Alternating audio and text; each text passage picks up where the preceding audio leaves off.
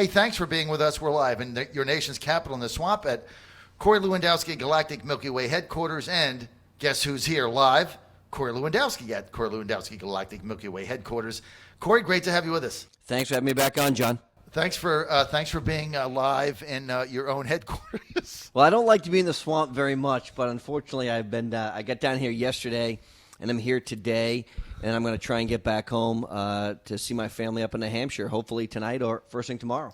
And then I'll be in New Hampshire all next week. I get there Monday night in Wyndham, where you live, and we'll be doing our show live there Tuesday to Friday. The president coming to New Hampshire to Manchester for a big rally on Thursday night. I'm going to be there live all week.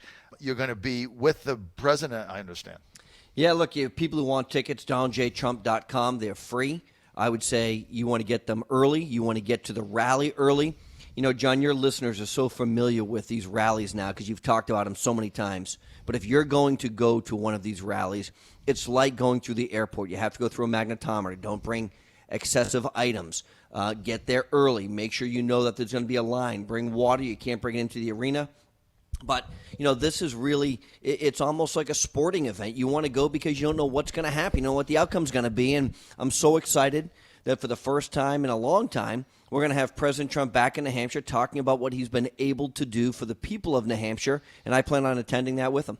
It's going to be a lot of fun, and he's going to have a massive turnout. Now, New Hampshire is one of the states that the Trump 2020 campaign has targeted, right, for flipping and expanding the map. Virginia, oddly enough, another one. Right now we're getting all the resources that everybody else is getting. That is going to continue that. We're going to have a good showing in November. But look, in New Hampshire, the Trump almost won that last time. You know, John, the president lost the election in New Hampshire last time by about 2,700 votes of the entire vote cast. And let me tell you what's different now. Number one, the Republican Party is completely unified behind this president, which was not the case, candidly, right. in 2016. So he's got about a 94% approval rating amongst Republican primary voters in New Hampshire. Very important. So they're with him. Now, there's always those outliers, those establishment Republicans who don't like his rhetoric but love his policies. You know, the zeros like Judd Gregg who don't live in New Hampshire anymore. These guys who just don't know Donald Trump and can't support a person who fulfills the promises he made when he was a candidate to now being an elected official. But that being said, the economy is on fire in New Hampshire. I think with the help of this president and Governor Sununu, I think we're at 2% unemployment rate, which is unheard of, which means if you want a job, you have a job. Mm-hmm. You know, my neighbor owns a series of mobile gas stations, and attached to those are these little either convenience stores or Dunkin' Donuts or McDonald's or whatever. And he said for the last 2 years, he can't get the help he's always relied on, which is those high school kids coming out saying, we want that part-time job, because there's so many opportunities right now because of what the Trump economy is doing is people don't want to go there. And so, you know, what he's been able to do, and then his and the White House's desire to combat the terrible opiate crisis that we have in New Hampshire. You know, I spoke with Kellyanne Conway earlier this week. She's telling me that for the first time in many years, those death numbers are actually falling, which is important. We need to do more. But the president's going to come up and talk about that as well. So, look, there's a lot of things that are playing to his advantage going into the 2020 election that we didn't have in 2016, including no divisive primary on the Republican side, a unified Republican Party, the financial resources, the staffing resources we didn't have, and we have an unknown quantity in who the Democratic nominee is going to be. We're not going to know who that is probably until July of next year when they actually reach their convention. Those things are all working in his favor, and I think because of it, Donald Trump is going to win New Hampshire. Well, if he wins New Hampshire, he's going to be in very good shape. Also, they're looking at expanding the map in, as I talked about earlier, Virginia, which is not going to be an easy flip. Nevada, New Mexico, and Iowa. There's certain others. So the president and his campaign looking to expand the map. Corey, I want to get to the tweet. I've been asking people this all morning that Juan Castro sent out, Congressman Castro yesterday, sends out a tweet harming his own constituents, listing people that donated to the Trump campaign and their addresses. What was the purpose of that? You know, John, I have to tell you, I watched Donald Trump Jr. on television today, and this is someone who has been vilified because his father's the president of the United States, personally attacked, slandered, white powder sent to his house, right? With no recourse from the mainstream media. They just say, well, it's Donnie Jr., too bad, don't worry about it. What Castro did here, and it's shameful, he's either doing it for his own self-promotion because he's polling at 1% or less in the presidential polls, or he doesn't understand what this could potentially do to those people who are mentally ill, who hate this president more than they love their country. This is very similar, and it's very scary, John, to the list of names that the killer in Ohio had published in the past.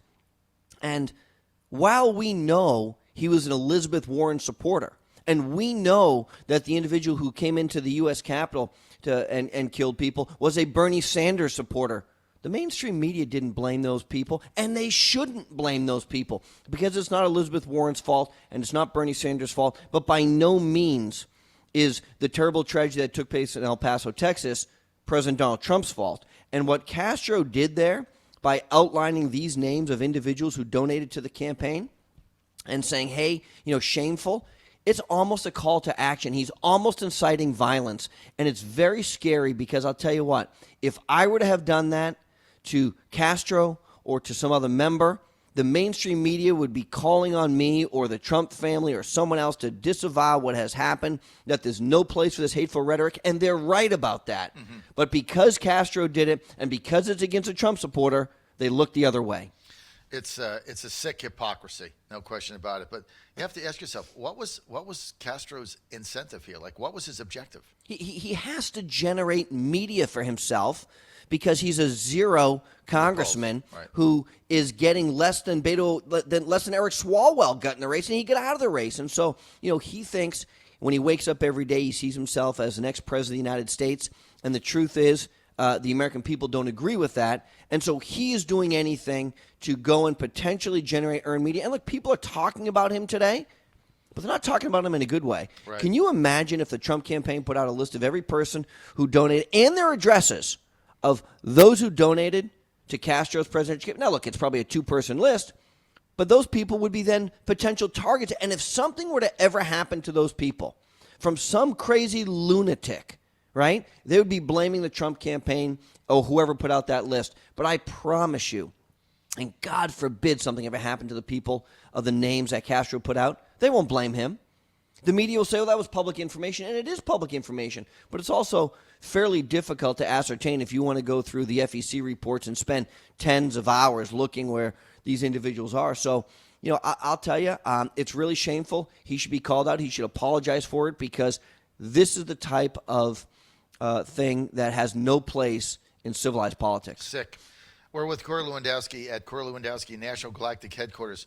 Corey, let's get to your budding campaign for U.S. Senate. I've talked to a lot of people who are excited about your potential run against Jeanne Shaheen, the Democrat there, who squeaked by the last time she ran. And looking over some of the Republicans that you might have to beat in a primary, it's not a particularly daunting field. What are your thoughts on running for U.S. Senate, New Hampshire? Well, John, I've now looked at this race for a while, and I've talked to a lot of friends and, more importantly, my family about the opportunity to serve all of the people of New Hampshire. And when I've gone around and traveled, and I've been a New Hampshire resident in my entire adult life, just about. My kids are in the public schools. I've been a coach at all of the different levels of sporting activities in our town. I asked everyone the same question.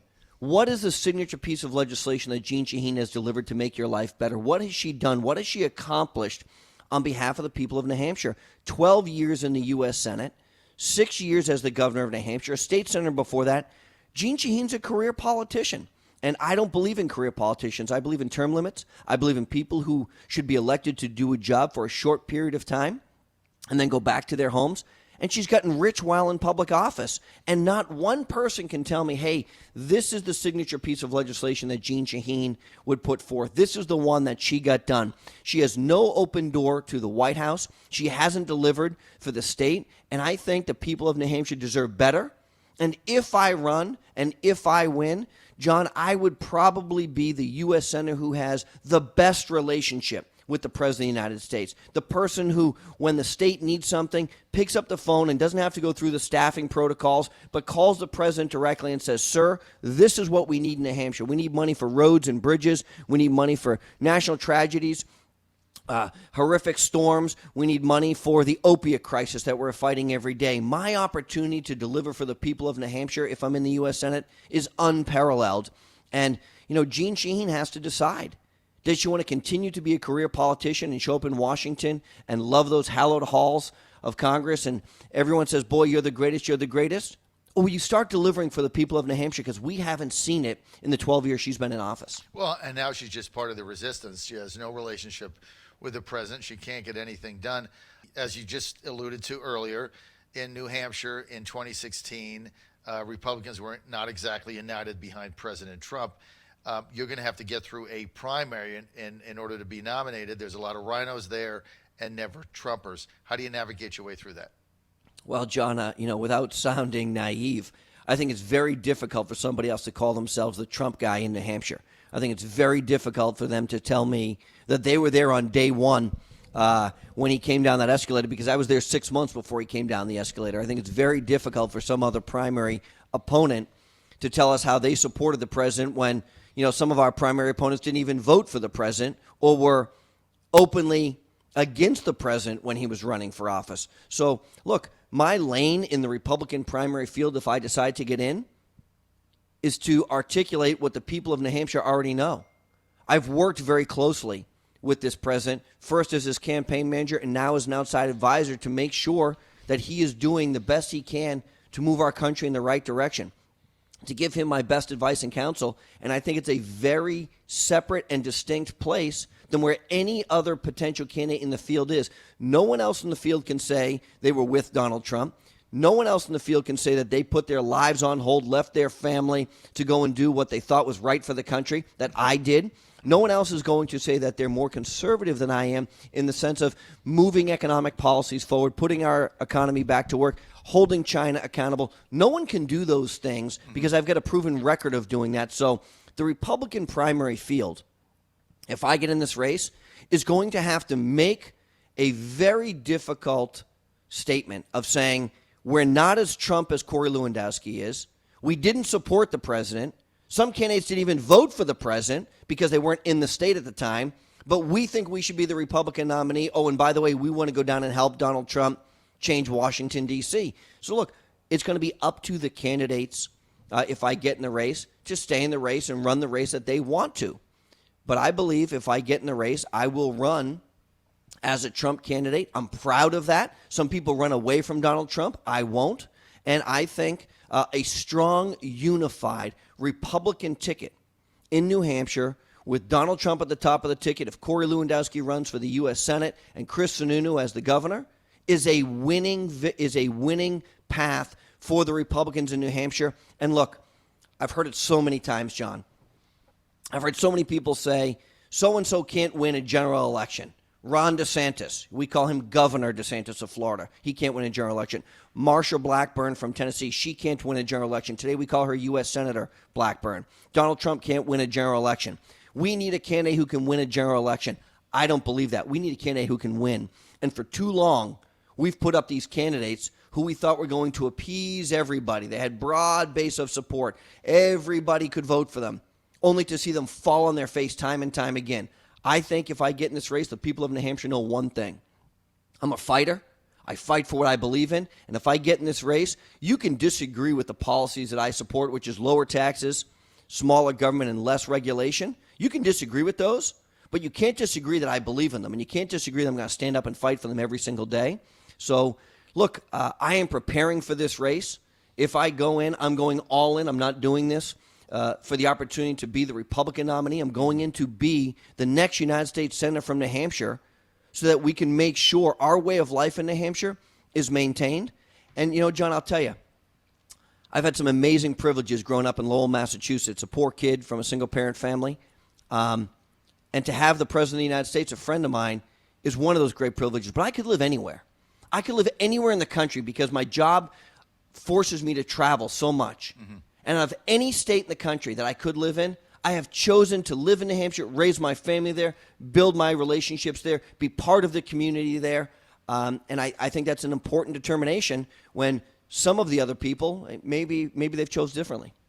Well, you've kept your family there as you've traveled. Would have been easier to bring them here because you spend a lot of time here in D.C., but you've kept Allison and your boys in Wyndham. It is going to be a tough argument to make if you get in this race because not only were you there, Corey Lewandowski, when the president went down the escalator, you turned on the lights in the office of his campaign January 3rd of 2015, as I remember that specifically, and you were in an office with plywood and cement on the floor, no carpet, and one light. So, but he did give you a phone, so you had that. So a lot of people have. I think to he remember, made me pay for it. I'm not sure. You got to remember where you were in this, and there's the president needs advocates for a second term in the U.S. Senate that is going to move his agenda along and can do it in a fearless and energetic manner. The way I think you're going to be able to do that. Let's get to the president. Have you talked to the president about your interest in running for Senate, and if so, what's his reaction been? You know, John, I don't want to reveal a private conversation I had, but I flew with the president last Thursday to Cincinnati, Ohio on Air Force One. You know, it is such a special thing to be on that airplane, to spend time with the leader of the free world, to have those conversations. And, you know, look, the president will have to decide if he wants to endorse me if I get in the race and what that looks like. But I think, you know, my relationship with him is unbelievably strong. We know he's coming to New Hampshire on Thursday of next week. I plan on being there. My family's going to be there. My friends will be there, of course. We're there to support the president. And so at the end of the day, the president's going to have to decide if Corey Lewandowski wants to run for the United States Senate. Is he going to endorse me? Will I have the support of the president, the vice president, and the entire campaign apparatus? I don't know the answer to that. But I think it's fair if you put me up against the other candidates in this race, particularly in the Republican primary. He probably doesn't know who the other candidates are. I don't think they have done as much for him, and I don't mean that in a braggadocious sense of helping him to become the president as I have. And look, I always say the president's race was 99.9% Donald Trump, and me and the rest of the staff had one very, very small piece of it. But he recognizes that, and you know his loyalty to me and mine to him has been steadfast through the 5+ years I've known him. So if I get in this race, I would ask for the president's support. I would ask for the vice president's support. You know, John, I'm a senior strategist on the vice president's political action committee. I help him raise money. I have the privilege to spend time with him. I was with the vice president and the second lady on Thursday as well. And so, you know, if I get in the race, I will ask for their support. I will ask for their endorsement. I will ask them to help me raise money, and I will ask them to help me defeat Jeanne Shaheen. Because if I get in the race, my goal is going to be to beat Jeanne Shaheen and make sure we have a pro-Trump, pro-America first person in the U.S. Senate seat from New Hampshire. Now, you've also got a good relationship with the president's family. Have you talked to any of the family members about your pending run? Yeah, you know, I've had the privilege to it's a close-knit family, and I don't think people realize how close the Trump family really is. You know, I spent some time with Don Jr. He and I just came back from a fishing trip together. We caught some king salmon, which is a pretty amazing experience. And then I was with Donnie last week. 2 weeks before that, he and I were at the wall together down in New Mexico. We've talked about this a lot. And, you know, again, the family members will have to decide if I get in this race, what role, if any, they want to have. I think they respect the work that I've tried to do for their father, both when I was as the campaign manager and has his time as the President of the United States. I've had the privilege to talk to Brad Parscale at the campaign and many other campaign advisors about this potential run because I want them to understand if I do this, I am all in, meaning resources, funding, national profile to raise money from to make sure that we are reminding the voters of New Hampshire of the failures of Jeanne Shaheen and how she's gotten rich during her time in public office.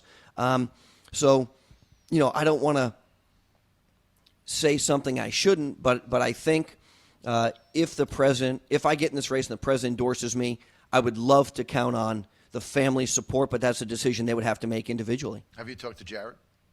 You know, I have talked to Jared, and you know, Jared's a friend, and I've worked very closely with him, and I respect what he's done. And again, you know, Jared is someone who, if I get in the race, he's a government employee. He has different restrictions about what he can and can't do.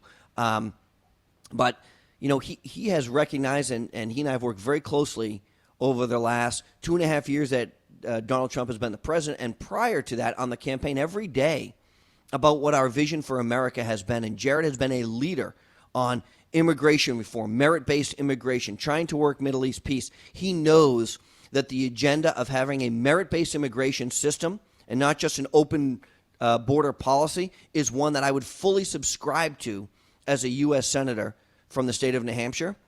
And so I would love to earn his support as well. Corey Lewandowski, I don't see another candidate that could possibly get in this race.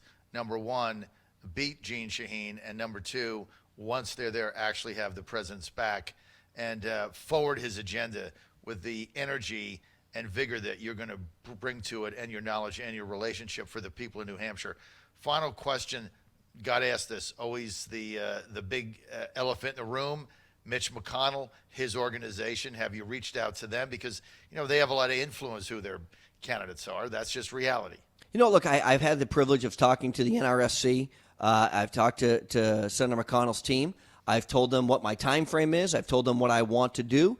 And look, I think Mitch McConnell understands that his goal is to hold the incumbent U.S. senators that he currently has, expand and pick up open seats, and go after competitive Democrat seats. If I'm in this race, Jeanne Shaheen is now in a very competitive seat. Mitch McConnell understands, I think, that I would be the best candidate to beat Jeanne Shaheen in the general election because of the resources, the name ID I bring, and the financial resources I'll have the ability to raise across the country with the national fundraising base. And so if I get in the race, I would ask for the same support from Mitch McConnell as I would ask for from everybody else. We would have a unified Republican Party whose one goal is to ensure that Jeanne Shaheen is not reelected to the U.S. Senate in November of 2020. Corey Lewandowski, we're out of time. Sounds like you're very close to making a decision, or at least getting an exploratory committee up for a Senate run in New Hampshire. Well, keep a close eye. You may have some news soon. Thank you, Corey. Thanks for being with us. John Fredericks Radio Network.